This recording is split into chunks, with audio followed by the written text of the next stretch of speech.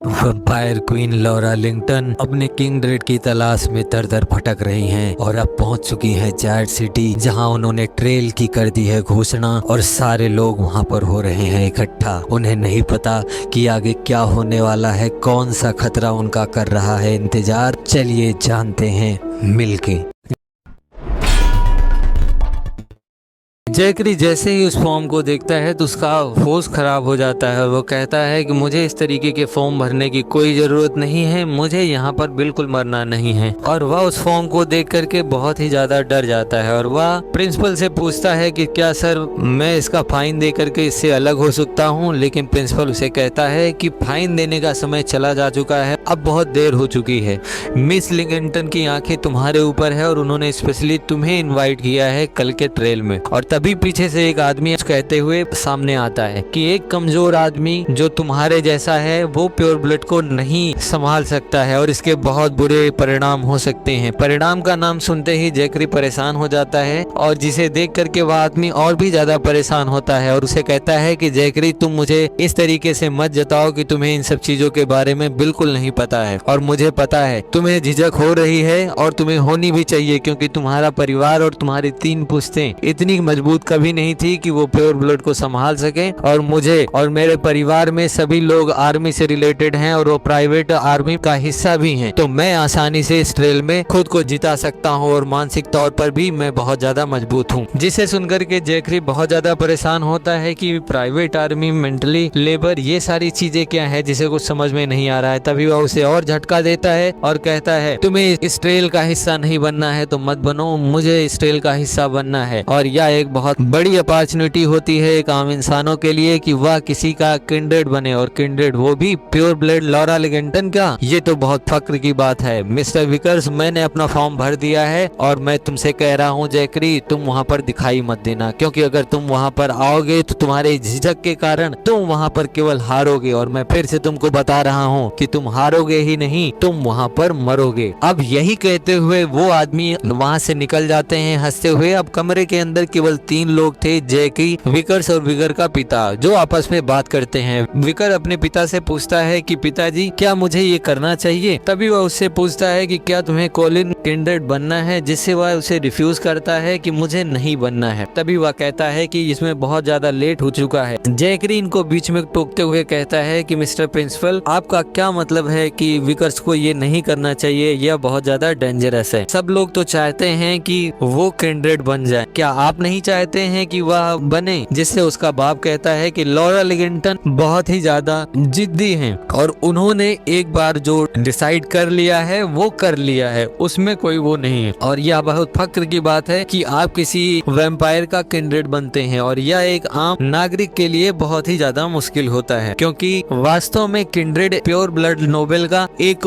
प्यादा होता है। जैसा कि तुम्हें पता ही है कि वैम्पायर पूरे संसार को कंट्रोल कर रहे हैं और उनके ही कारण सारी चीजें यहाँ पर चल रही है। कोई भी फाइट हो, कुछ भी हो, सारी की सारी उन्हीं के इशारे पर चलती है। और साथ ही साथ में उनकी खुद की प्राइवेट आर्मी भी है। और किंड्रेड जो होता है वो उस वैम्पायर का स्पोक पर्सन होता है, और वह एक ऑर्डिनरी पर्सन नहीं हो सकता है जो जा करके पूरे राष्ट्र पर शासन करे। अब प्राइवेट आर्मी की बात सुन करके उसके दिमाग में बहुत सारी चीजें आती है कि उसे फंड कौन कर रहा है। क्या यहाँ का जो शासक है, जो आम इंसान है, जो यहाँ का प्रधानमंत्री है, वह उसे नहीं बोलता है। तभी वह उसे बताता है कि यहाँ पर कोई भी प्रधानमंत्री वगैरह नहीं है, ये शहर जो है केवल उन्हीं 7 हाउसेस के अंडर में है और वही इसको चलाते हैं। सारी अथॉरिटी उन्हीं 7 वैम्पायर परिवार के पास में है। और तुम्हें जानकर खुश होना चाहिए कि लॉरा लिंगटन भी उन्हीं परिवारों में से एक हैं। वो एक प्योर ब्लड हैं और उनका किंड्रेड बनना बहुत फक्र की बात है। अब तुम्हें समझ में आ गया। तो वह कहता है ठीक है, मुझे पता चल गया है कि ये अलग दुनिया है और वह सोचता है कि यहाँ पर काम अलग तरीके से चलता है। मैं जब यहाँ आया था मैंने सोचा था कि मैं यहाँ पर पढ़ाई करूंगा, काम करूंगा और एक फैमिली की शुरुआत करूंगा, और साथ ही साथ मैं अपने पिता का भी देख रेख करूंगा। लेकिन मुझे लग रहा है कि यह सब इस तरीके से मुमकिन नहीं है। अब मुझे इन सारी चीजों को बहुत ज्यादा ध्यान नहीं देना चाहिए, मुझे यहाँ से जल्दी जाना चाहिए और सो जाना चाहिए। तभी वह कहता है तुम सही बात कर रहे रहे हो मिस लिविंगस्टन, जो है वो प्रॉपर ड्रामा है और उन्हें जो भी चाहिए होता है वो आसानी से ले लेती हैं। उसके लिए किसी को भी मारना पड़े तो वो उसमें बिल्कुल नहीं हिचकती हैं। तभी वो कहता है कि मैं समझ गया हूँ कि आगे क्या करना है, मैं अपना बेस्ट देने की कोशिश करूंगा और वहां से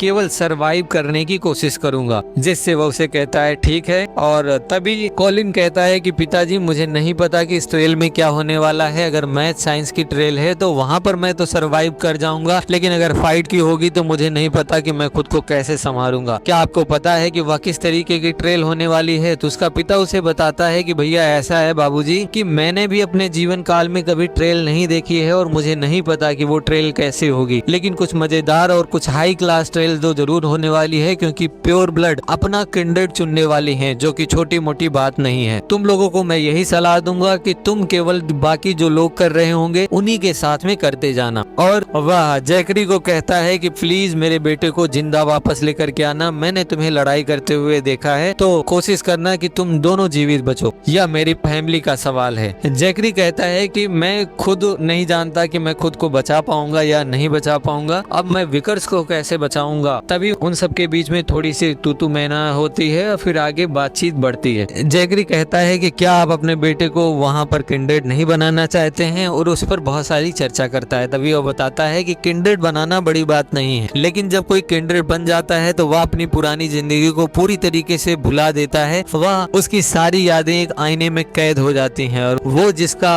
किंडर्ड होता है उसी की बात सुनता है, उसी का ऑर्डर फॉलो करता है और एक मशीन की तरीके से वो व्यवहार करने लगता है। जैकरी पूछता है तो क्या वो इंसान होते हैं? वह बिल्कुल भी इंसान नहीं रह जाते। अब मुझे किंडर्ड बिल्कुल नहीं बनना है, मुझे एक ह्यूमन ही रहना है, मुझे अपने पिता की देखरेख करनी है और अपने परिवार को आगे बढ़ाना है। मैं किसी भी तरीके से खुद को किंडर्ड नहीं बनने दूंगा। अब अगली ही पल हमें शाम का सीन दिखाया जाता है, जहाँ पर जैकरी अपनी पुरानी बातों को सोच रहा होता है कि वह किस तरीके से यहाँ आया और किस सिचुएशन में है। और वह सोचता है कि मैं अगर आम सा आदमी बना रहूंगा तो मैं अपने परिवार के साथ रहूंगा, पिता का ख्याल रखूंगा, अपनी एक नई फैमिली बनाऊंगा जो बहुत ज्यादा खुशनुमा होगी। लेकिन अगर कहीं वह किंडर्ड में चला जाता है तो वहाँ क्या होता है उसके बारे में इमेजिन करता है कि वह एक बेड पर कांपता हुआ बैठा है और वहीं कुछ कपड़ों में लॉरा लिविंगस्टन भी बैठी होती है, जो उसे बुला रही होती है कि मेरे पास आओ, तुम्हारी ब्लेसिंग का समय हो गया है, अब मुझसे रहा नहीं जा रहा है। और वह सारी चीजें सोच करके ही वह इमेजिन करके वह कांप रहा है और वह बहुत ही डरा हुआ है। तभी उसके पास में लॉरा लिविंगस्टन आती है और कहती है जैकी मुझसे अब रहा नहीं जाता, अब जल्दी करो, तुम्हारी ब्लेसिंग का समय हो गया। और वह उसे बेड पर पटक देती है और वह उसके ऊपर चढ़ जाती है और कहती है कि अब मुझसे रुका नहीं जा रहा है, चलो शुरू करते हैं। और वहाँ पर बहुत सारी आवाजें, नहीं रुको, मदद करो मेरी, इस तरीके की बहुत सारी आवाजें आती हैं और वह सोचता है कि यहाँ आने से पहले मुझे ट्रेल में ही मर जाना चाहिए। अब आगे हमें भयावह मंजर के साथ में ट्रेल का माहौल दिखाया जाता है, जहाँ पर लगभग 58 बच्चे आए हुए होते हैं और सामने एक आदमी खड़ा होता है और वह खुद को बटलर आर कह रहा होता है। और वह कहता है कि तुम लोग यहाँ पर आए हो, 58 बच्चे हो, लेकिन अगले राउंड में जाने के लिए केवल 20 बच्चों की आवश्यकता है, तो पहले ही राउंड में आधे से ज्यादा लोग यहाँ पर हट जाएंगे और तुम लोगों को ट्रेल में भाग लेना है। तभी वहाँ पर जैकरी सोचता है कि लास्ट राउंड में 2 से 3 बच्चे ही बचे होंगे, उससे ज्यादा नहीं बचते हैं। तो वह सोचता है कि मुझे पता है कि मुझे उन 2 से 3 बच्चों में नहीं जाना है, लेकिन अगर 1-2 राउंड में जीत जाता हूँ तो लोग मुझे यहाँ कचरा नहीं समझेंगे और न ही मुझे मारेंगे। इस तरीके से मैं दोनों तरफ से बच सकता हूँ। और बाकी पहले ही राउंड में आधा से ज्यादा लोग मरने वाले हैं, तो किसी तरह मैं खुद को सरवाइव कर लूंगा। और उतने में ही वहाँ पर खड़े बहुत सारे बच्चे बहुत ज्यादा शोर शराबा हो हल्ला करने लगते हैं कि सर स्टार्ट कीजिए, मैं बहुत तैयार हूँ, ये है वो है, इस तरीके की बहुत ज्यादा आवाज करने लगते हैं। तभी वह बटलर बताता है कि ट्रेल पहले से ही शुरू थी, तुम लोग जैसे ही मेंशन में एंटर किए ट्रेल स्टार्ट हो गई थी और जो बिना